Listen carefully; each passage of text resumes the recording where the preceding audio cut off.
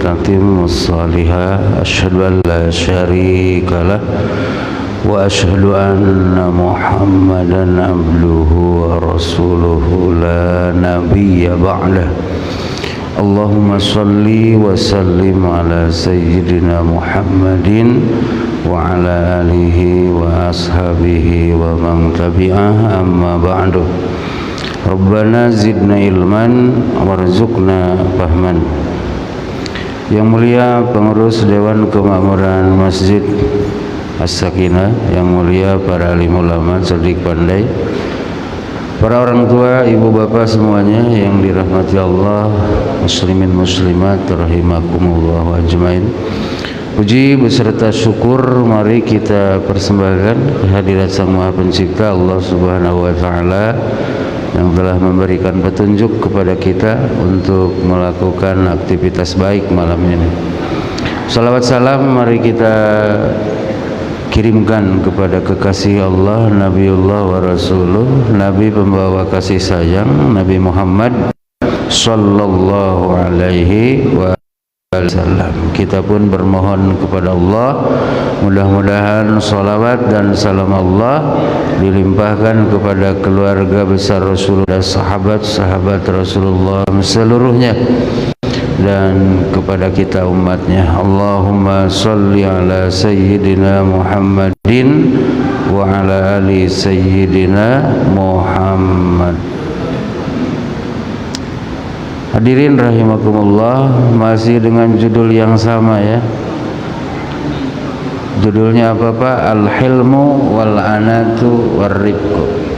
Hilim, kemudian penyantun ya, kemudian tidak tergesa-gesa ya. Kemarin baru sampai apa?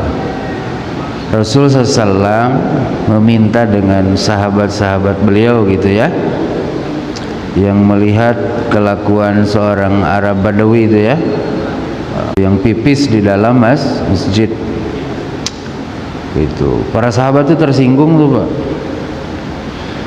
geram lah bahasa kita, kurang ajar, oh gitu, kok mesti dikencingin. Oh pada berdiri semua tuh Pak, pada berdiri semua ya, maksudnya melakukan tindakan lah, itulah. Ada yang mau nangkap lah, ada yang mau nyeret lah, gitu lah. Nah, kata Rasulullah, jangan, da'uh. Nah, bahasa kitanya gitulah, jangan. Maksudnya itu jangan diganggu, ya, jangan dipukul, jangan diseret. Biarkan dulu selesaikan benda tuh, ya. Karena kalau dia lagi pipis ditendang kan nanti kemana-mana Pak, gitu ya, baru sampai situ. Kemudian Rasul ngasih petunjuk bagaimana nih najis nih supaya supaya bersih dari masjid. Nah, kata beliau, wa ariku ala baulihi sajlan min ma'in au zanuban min ma'in. Kemudian perihal air kencingnya itu gampang sajalah. Kamu ambil satu timbaan air tuh, kamu guyur situ. Kalau dulu kan pasir Pak ya, jadi kalau diguyur itu turun ke bawah kan. Ya kalau di As-Sakinah orang pipis ya seret keluar ininya, bukan orangnya, air kencingnya gitu ya. Itu kan najis mutawassitoh ya, najis kelas menengah. Dan najis kelas menengah itu gitu, diguyur pakai air sampai hilang 3 rasa najis tuh.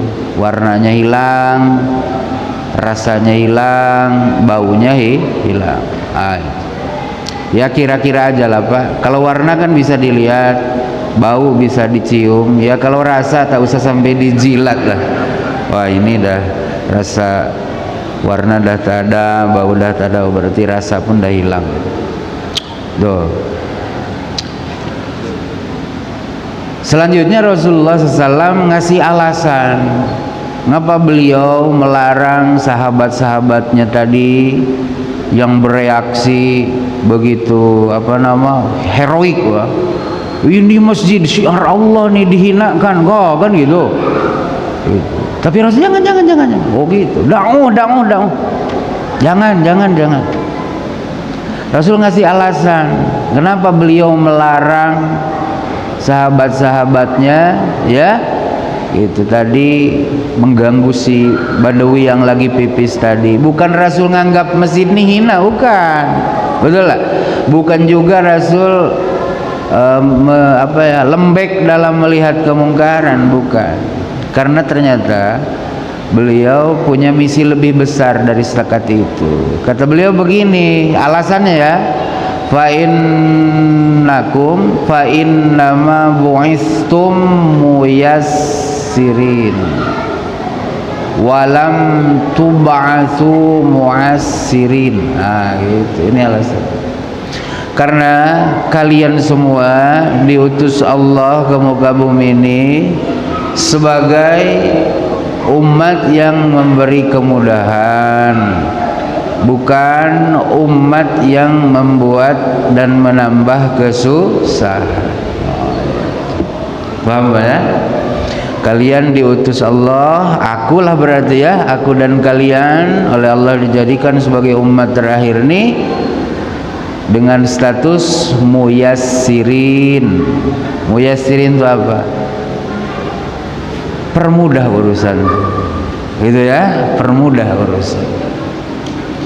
Walam tub'atsu mu'assirin, dan kamu, aku dan kalian semua tidak diutus oleh Allah sebagai kaum mu'assir yang mempersulit masalah, yang menyusah-nyusahkan masalah. Paham enggak, Pak? Nah, jadi kita di muyassir. Itu kemarin sudah saya sampaikan. Itu Anda, ya, Badawi ini kan kurang ini, Pak. Kurang ilmunya, ya, karena mereka kan jarang gaul dengan Rasul. Mereka kan lebih banyak mengurus kehidupan mereka di padang pasirnya. Mereka kan nyari rumput, Pak. Di mana ada rumput, disitulah mereka menggembala. Jadi turun ke Madinah nih tidak setiap hari, gitu kan. Kemudian dia ini mungkin baru juga kan, gitu, mengenal Islam ini. Sempat, gitu ya. Sahabat-sahabat Rasul itu dibiarkan oleh Rasulullah memperlakukan dia dengan kasar, mendorong, apalagi sampai memukul, ya. Nanti balik ke kaumnya itu dia ceritalah, tak usahlah ke Madinah itu garang-garang umat Muhammad itu. Aku pipis saja ditendang-tendangnya, coba bayangkan. Kan jadi gitu ceritanya. Karena menurut si Badawi tadi, si Arab pedalaman tuh, apa sih salahnya kencing? Betul lah. Dia kalau di padang pasir itu di mana tempat boleh kan? Mungkin dia menisbatkan Madinah pun macam itu. Kan berarti kurang pengalaman, kurang mengerti duduk masalah. Maka di riwayat yang lain, betul?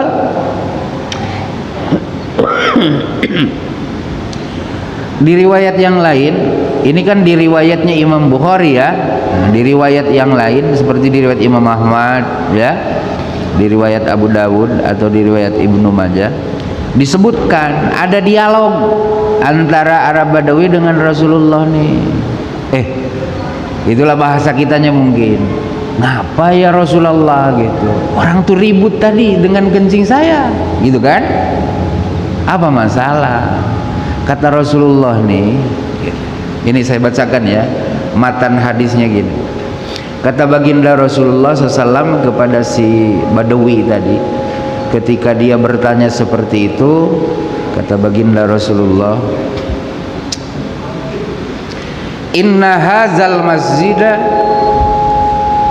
la yubalu fihi wa inna ma yubna li zikrillahi wassalati alaihi. Gini masalahnya, katanya, masjid nih tak boleh dikencingi loh. Wah, itu Rasul ngasih penjelasan. Karena masjid ini sedari awal dibangun dimaksudkan untuk tempat kita mengingat Allah dan sholat menyembah Allah. Kan berarti tak tahu dia, betul? Kan dia kan nanya dengan Rasul, ngapa Rasul tadi orang tuh ribut waktu saya pipis tuh, ngapa? Mungkin kasar kan cakap dia kan.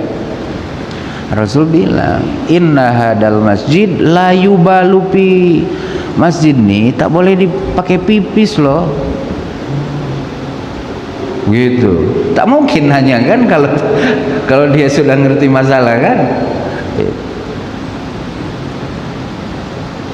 Yubna li zikrillahi wassalati fi, masjid ini dibina, dibangun, didirikan untuk digunakan zikrullah di dalamnya dan sholat. Baru tahu dia. Paham Pak ya? Nah, ini. Berarti kita pun sama. Jangan tergesa-gesa menyikapi masalah yang menurut kasat mata sepintas menilai, oh ini mungkar kata gitu kan. Nah, jangan dulu reaktif, dilemparkan parang ke ya, di doser, jangan. Tanya dulu masalah apa, tengok siapa pelaku. Oh ternyata orang gila. Oh kalau orang gila jangan dilawan lah Pak, kitanya ke bawah gila, betul tak? Gitu. Oh orang gila, paham lah Pak? Orang gila tuh tak usah gila semuanya lah Pak. Kadang sehari gila, sehari sadar, itu gila juga, betul tak? Itu kan orang gila. Oh orang gila, tak usah dilawan, betul tak? Nanti kita akan terbawa arus kegila, betul tak? Nah, si Badawi ini kan dipandang lah, oh ini orang nih kurang paham, betul lah. Maka Rasul ngasih bimbingan dengan sahabatnya, yaitu giroh Pak, semangat, betul lah. Semangat ketika masjid syiar Islam diperlakukan dengan tidak senonoh. Wajar dong kalau sahabat tuh berdiri marah, wajar kan? Wajar. Nah, cuman ada mursid, ada pembimbing yang lebih arif, yang lebih bijak, betul lah. Jangan, biar aja dulu, kata Rasul, santai, betul lah.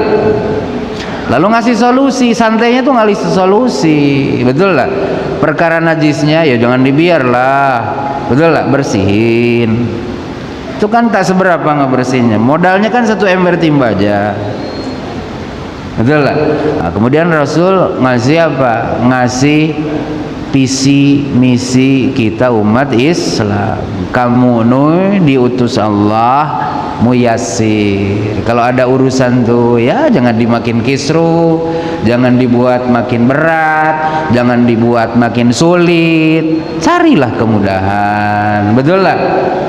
Itu karena kamu tidak diutus Tuhan, walam tub'asu mu'assirin. Kalian semua tidak diutus Tuhan ke muka bumi sebagai umat terakhir untuk mempersulit kehidupan, untuk mempersulit permasalahan, untuk menambah beban, gitu Pak. Nah ya, nah ini di riwayat siapa itu? Di riwayat Imam Bukhari. Lanjut, memperkuat.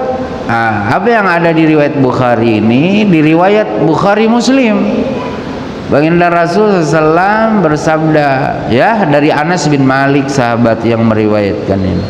Kata beliau, yassiru wala tu'assiru wa basyiru wala tunaffiru.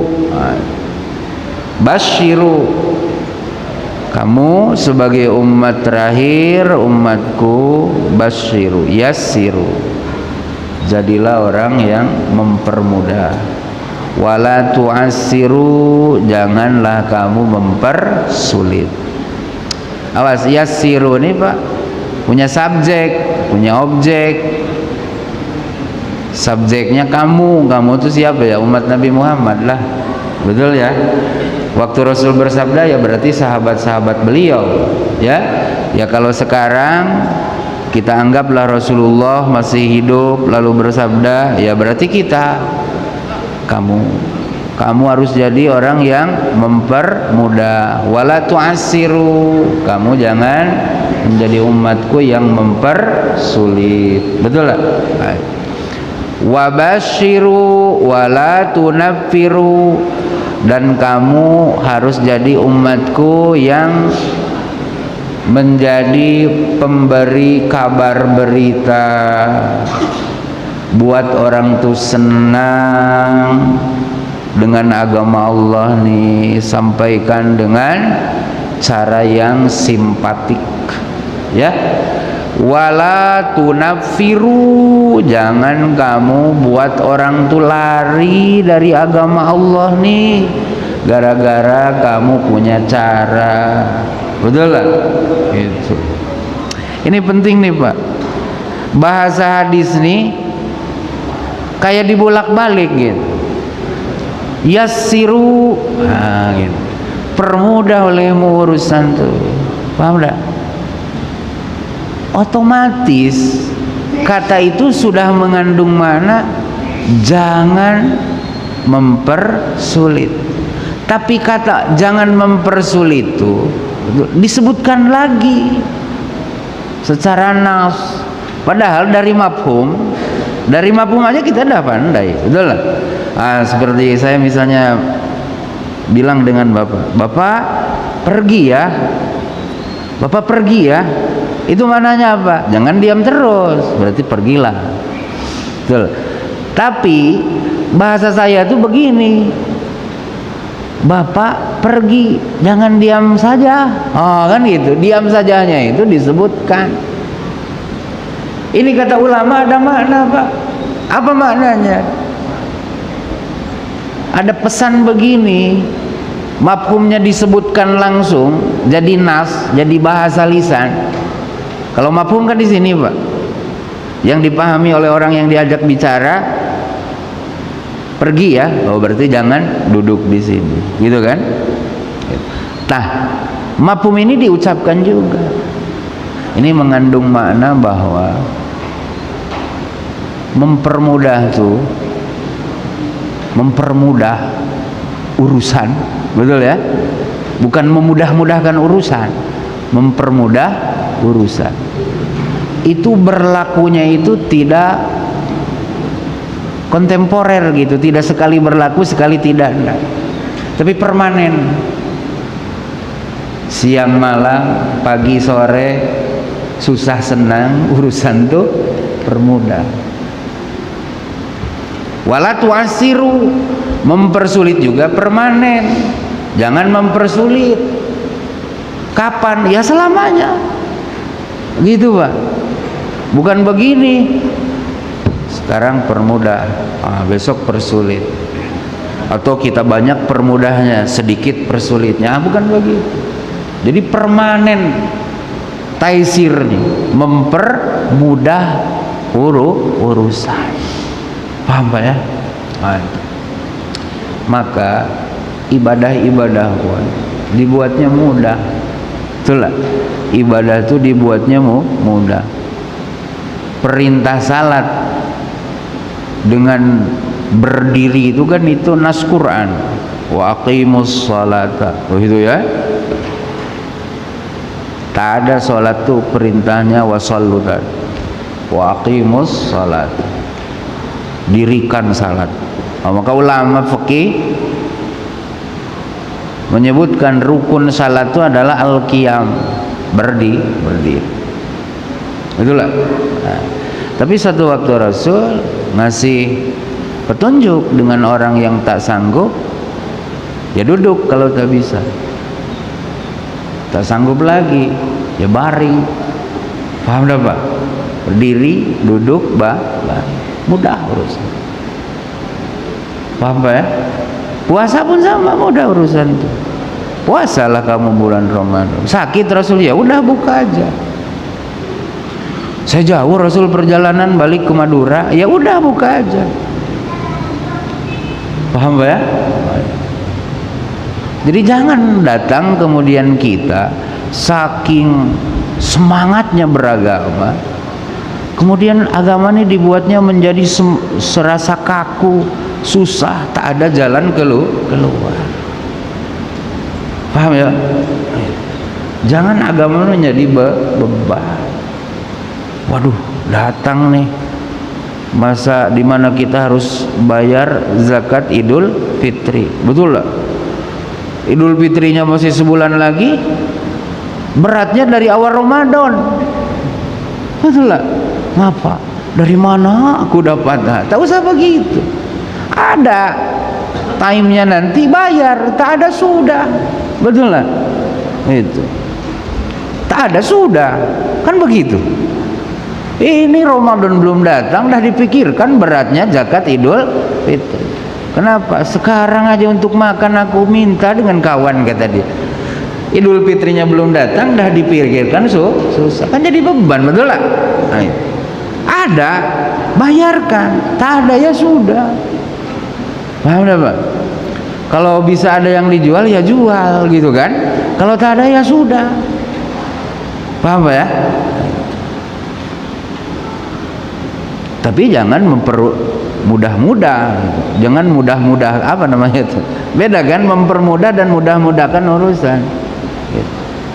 SOP-nya itu tadi dilakukan, dilangkau langsung dari titik awal ke titik akhir. Wah, itu mudah-mudahkan urusan, itu tak bagus. Mentang-mentang kawan adalah awak kan kawan aku. Wah, itu namanya apa namanya itu? Apa bahasanya ya? Itu bukan yasiru namanya itu, ya. Oke, ini harus jadi prinsip kita Pak, ya, harus jadi prinsip kita.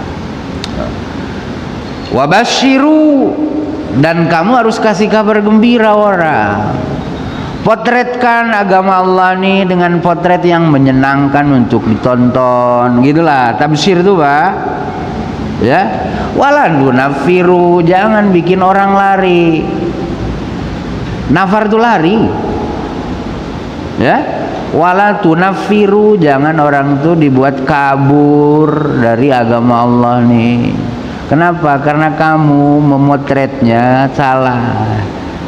Apa namanya, angelnya itu gitu ya, apa namanya, paham nggak? Kalau pesek ya jangan potret saya dari depan, itulah. Nah, pesek potretnya dari samping kan nampak sedikit, itulah. Itu ya. Ngerti? Jadi agama nih iklankan dengan cara yang menyenangkan orang. Kan kita nih menjadi pengiklan Pak. Kita semua ini adalah aktor iklan agama Allah. Artinya apa yang kita klaim sebagai kebenaran dari sisi Allah nih, itu sedang kita iklankan dengan orang. Itulah cara kita hidup, cara kita bertutur, cara kita berpolitik, cara kita bersosial. Itu hakikatnya kita sedang mengiklankan agama yang kita yakin. Betul lah. Orang tuh memotret Islam Indonesia nih dari siapa? Ya dari para pemeluknya. Betul. Orang memotret Islam Taman Harapan Indah tuh dari mana? Dari banyak tulisan di masjid? Bukan. Bukan. Dari perbuatan, ucapan, tingkah laku Muslim Taman Harapan Indah. Betul kan? Jadi meskipun kita tidak ngaku sebagai aktris iklan, hakikatnya kita ini sebenarnya menjadi pengiklan Islam. Paham Pak? Saya pun sama. Cuman saya ini ditontonnya oleh orang Islam sendiri dan didengar oleh yang di luar Islam juga. Kalau sempat saya di sini teriak-teriak, marah-marahin Bapak, nanti orang kan bilang, oh macam gini Islam nih ya, macam iklannya si Rustam tuh, kan begitu.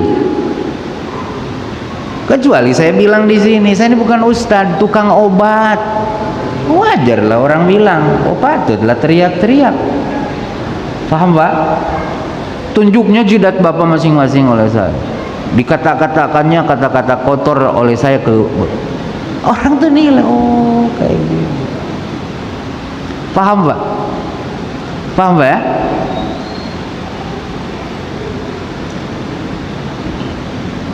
Awas, hati-hati kita. Betul lah.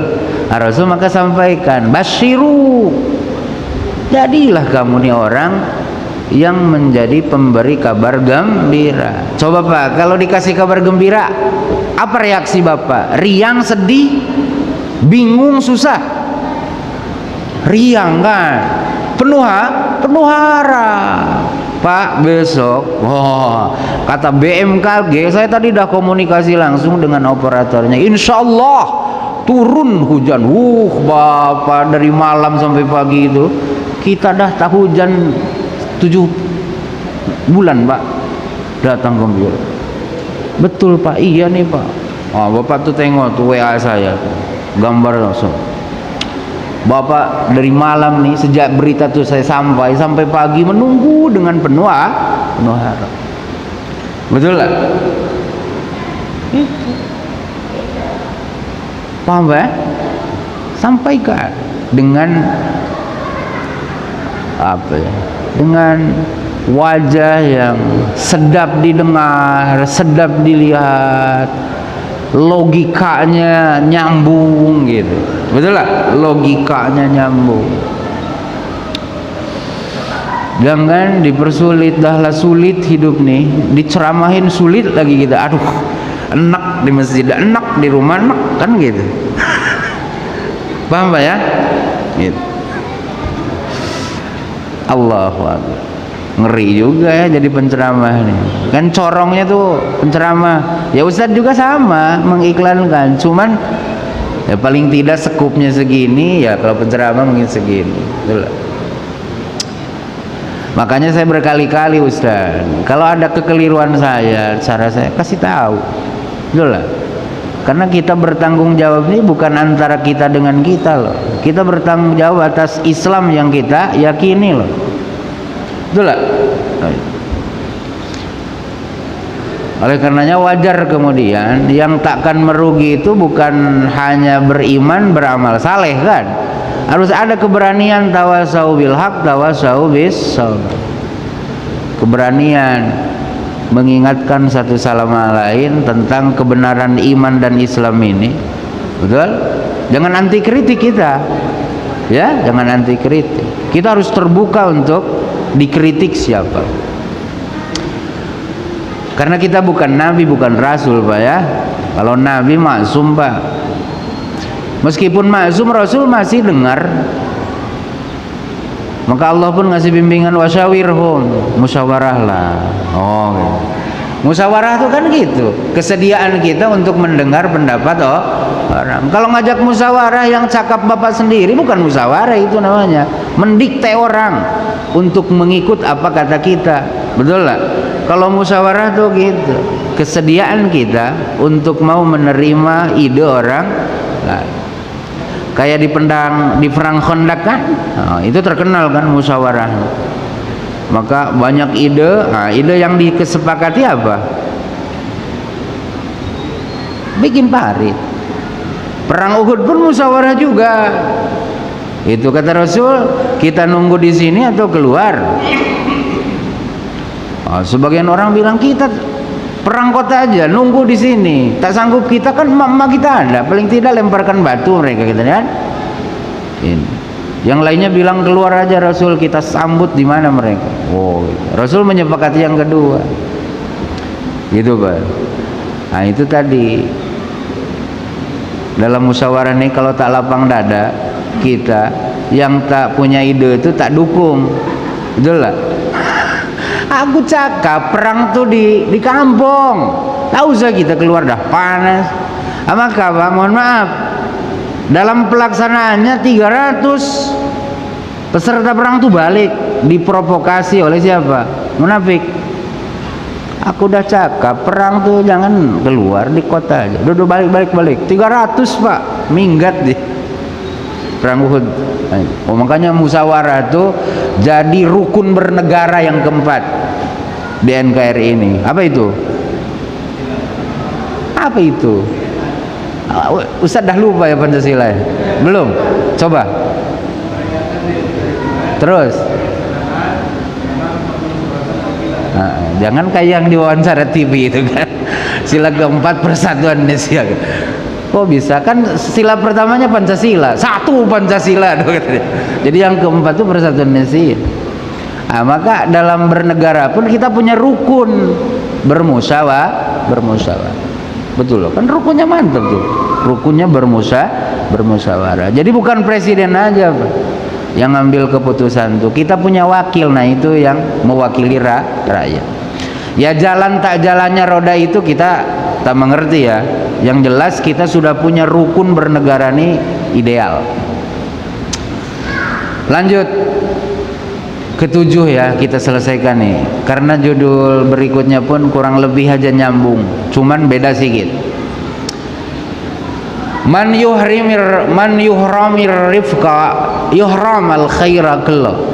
Siapa orang tak ada sedikit pun kelembutan dalam ucap, sikap dan perbuatannya, itu maknanya dia dihalang dari mendapat kebaikan seluruhnya. Wih, ngeri. Oh, ya. Siapa orang dalam berucap tak ada rifkun, rasa santun, rasa sayang terhadap orang, betul? Ketika orang punya kebijakan tidak mengedepankan kesantunan, kasih sayang, ketika orang bertindak tidak rifkun di situ, tak main hati, bahasa kita maya. Apa kata baginda Rasul? Yuhram al khaira kullu, kebaikan dihalang dari dia seluruhnya. Oh, ngeri Pak ya.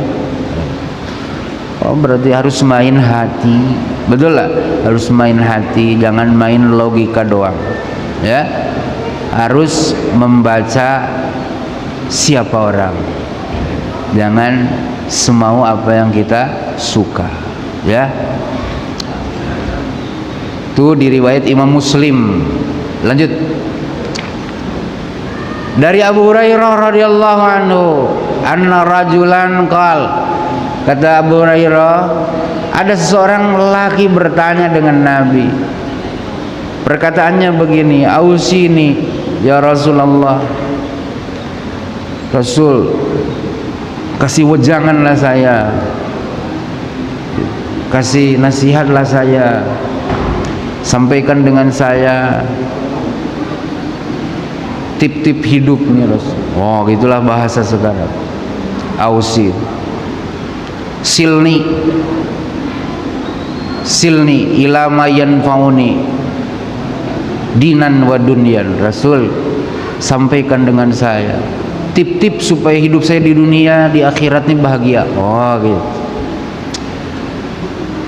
Rasul ini gini jawabannya apa? La takdob, kamu jangan marah ya. Oh, kamu jangan marah ya. Farad dada miroron. Setelah Rasul jawab la takdob, jangan marah ya, nasihatnya cuma satu, kamu jangan marah, itu kamu dunia akhiratmu bahagia loh. Oh gitulah. Rasul nasihatilah yang lain, bukan hanya itu aja saya mintanya. Rasul jawab lagi, la takdob, jangan marah kamu ya. Ngulang lagi Rasul, kasih tip yang lain Rasul, la takdob, kamu jangan marah. Permintaannya berulang, jawabannya 1, 2, 3 sama, jangan marah. Jadi ternyata bukan habis konsep Rasul tuh. Rasul ini dokter, kata ulama. Dokter tuh tahu penyakit bapak ini adalah emosian. Betul lah? Penyakit bapak ini emosian nih, mudah tersinggung, mudah tensi naik, marah aja. Karena dokter paham Pak, udah penyakitnya satu, sembuhkan itu, yang lain insya Allah sembuh. Itu apa Pak? Malas ya? Malas sama kan? Cuman penyakit yang nanya nih Pak, yang nanya nih mungkin gitu, pemarah gitu, maka obatnya sudah la takdob, jangan marah. Marah itu apa sih? Emosi itu apa Ustaz? Hah? Ustaz ini nanya, kan saya nanya, Ustaz marah itu apa? Ustaz emosi itu apa? Ya marah itu emosi. Ibu balik lah pertanyaan, marah itu apa? Emosi ya? Susah juga memang, betul lah. Jadi, nah ini penting lah. Ini tak penting dihafal, cuman perlu tahu aja. Apa itu godob, emosi, marah itu apa? Ini kata ulama begini, fauranu damil qalbi, bergejolaknya aliran darah, betul lah. Makanya kalau orang marah tuh di sini merah, betul lah, tangan bergetar, betul kan?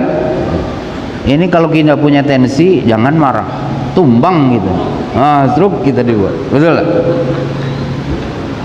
Ya ba'suhu zalika ala iradatil intiqam, yang mendorong orang yang sedang naik darahnya itu untuk melakukan intikam, pembalasan terhadap orang yang mancing amarahnya itu. Mukullah, nendanglah, makilah, gitu Pak, betul lah. Maka Rasul bilang, jangan marah. Ternyata Pak, mohon maaf, larangan jangan marah tuh bukan jangan bergetar darahmu, bukan begitu. Jangan lampiaskan emosimu. Kalau ustadz dipukul orang serta merta tersinggung kita, betul? Atau misalnya saya lagi ceramah nih, Bapak lempar botol kopi itu ke saya, kira-kira saya cemana? Betul lah? Marah kan? Marah. Bukan itu yang dilarang.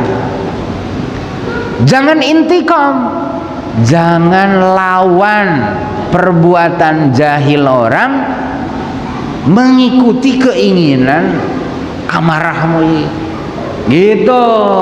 Kalau itunya serta merta kayak gini Pak, saya bawa mancis, ini kertas misalnya, apa yang terjadi? Nyala kan? Nyala.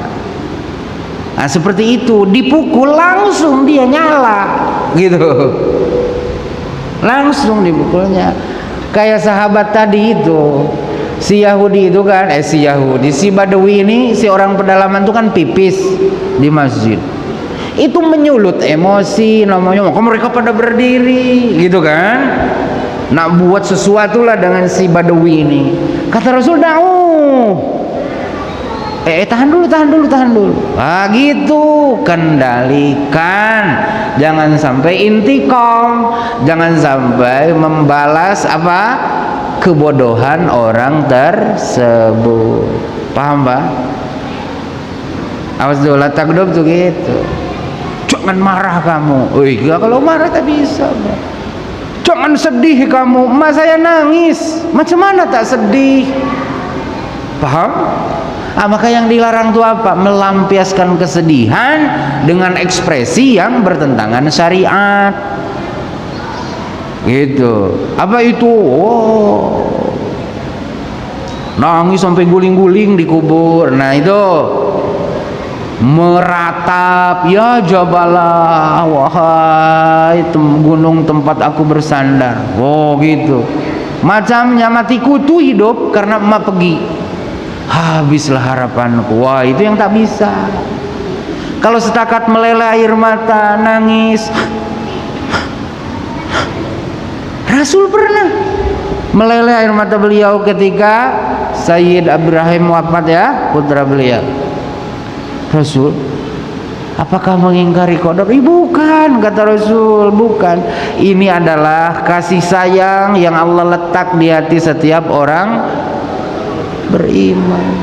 Di setiap manusia Allah letak kasih sayang. Kalau ada anak pergi meninggal, sedih, menangis, itu wajar, tak ada masalah. Betul lah?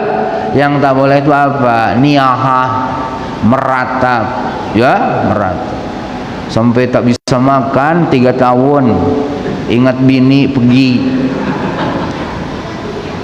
Ya Allah, ini bukan takdir ya Allah. Oh gitu. Ya Allah, ini bukan takdir ya Allah. Masa dibilangnya ini bukan ketetapan Pak? Paham lah Pak? Ya. Paham ya Ustaz ya? Jangan marah itu bukan jangan lampiasin. Jangan berlawan bodoh dengan kebodoh. Itu. Ustaz dikata-katain gitu kan. Ini kalau banyak nih yang apa namanya, yang nonton nih kan pasti kita semua like, ada yang dislike-nya kan. Ada lagi komen. Oh, komen itu kan kadang tak sedap, betul tak? Jangan balas oleh si ustad komen itu dengan kurang lebih gitu. Dia bilang saya ayam, saya bilang engkau kerbau. Kan parah ustad tuh. Dia cuman bilang kaki 2, saya bilang kaki 4. Dasar ustad merpati. Saya bilang dasar ustad elang, kata saya kan. Oh, kan lebih parah. Dia bilang saya merpati, saya bilang elang. Nah, jangan bilang kebodohan, bilang kebodohan yang sama. Maka Imam Asy-Syafi'i rahimahullah, ya, ketika beliau disindirlah gitu ya, Imam kok dikata-katain diam saja, reaksi dong. Ya. Reaksi dong, biasalah muhibbin tuh, para pecinta itu kan tak suka kalau yang dicintai nye orang kan. Dia kasihlah komen sedikit. Itulah sekarang. Apa kata beliau? Qalu sakattu wa qad khusimtu qultu lahum innal jawaba lababul syarri miftah. Mereka berkata, Pak Imam diam terus, lawan dong. Betul tak? Maka saya bilang dengan mereka, kata Imam Syafi'i, sungguh kalau saya jawab itu artinya saya membuka pintu kejahatan. Pasti kan? Kalau ngejawab komen nih, pasti dia akan jawab lagi. Tak mungkin diam lagi, kasih jawab lagi, kapan nak selesainya? Betul tak? Maka kata beliau, diam itu lebih baik. Paham Pak ya? Itu Ustaz. Lanjut ya, masih ada ya? Lanjut, itu di riwayat Al-Bukhari. Sekarang di riwayat Imam Muslim, dari Abu Ya'la Shaddad bin Aus radhiyallahu an. Kalau ada Abu, Abi, Aba itu Ustaz, itu namanya kunyah. Nama beliau Shaddad, kunyahnya Abu Ya'la, ya. Kalau mau boleh pakai kunyah. Punya anak bapak misalnya Dedi, Abu Dedi, padahal namanya Yadi, boleh Abu Yadi. Dari Rasulullah SAW. Habis. Udah men. Kasih isyarat aja. Lumayan lah ini, 4 kata saya sampaikan lagi. Innallaha katabal ihsan ala kulli syai'. Sesungguhnya Allah mewajibkan ihsan. Mewajibkan ihsan. Ihsan itu apa? Baikan. Ala kulli syai'in, atas segala sesuatu. Allah wajibkan ihsan atas dirinya, berlaku bagi segala sesuatu. Allah tuh telah wajibkan itu. Tafaddul ihsan. Makna ihsannya ada 2. Tafaddul in'am, yang keduanya makna ihsan itu adalah itqanul amal. Itqanul amal. Itqanul amal ini apa? Aktivitas itu dibuat beres, seberes-beresnya, terencana, kokoh. Paham ya? Itqan itu gitu, Pak. Direncanakan, jadinya selesai, teratur, rapih, tak ada yang terlalu kiri, terlalu kanan, tak ada terlalu tinggi, terlalu rendah, tak ada. Itu itqan. Apa namanya? Oh, bukan kun fayakun, Kang. Itqan tuh gitu. Jadi perbuatan tuh selesai sempurna. Nah, Allah wajibkan dirinya ihsan atas segala sesuatu. Kemudian setelah itu, karena aku mewajibkan ihsan atas diriku, maka kalian pun harus begitu. Berikan kebaikan terhadap objek. Fa idza qataltum fa ahsinul qitlah. Bila kamu hendak membunuh, bunuh dengan baik. Awas, kalau qatala itu yang dibunuhnya orang. Ini dalam qisas. Ya, habis pula Ustaz. Tak apalah ya. Kita lanjutkan pekan depan. Tak apa ya. Kita pelan-pelan saja Pak ya. Itu kan Bapak tak ada target kapan selesai ini kan? Tak ada ya. Demikian, mudah-mudahan Allah ampuni kekurangan kita. Subhanakallahumma bihamdika asyhadu an la ilaha illa anta astaghfiruka wa atubu ilaika. Assalamualaikum warahmatullahi wabarakatuh.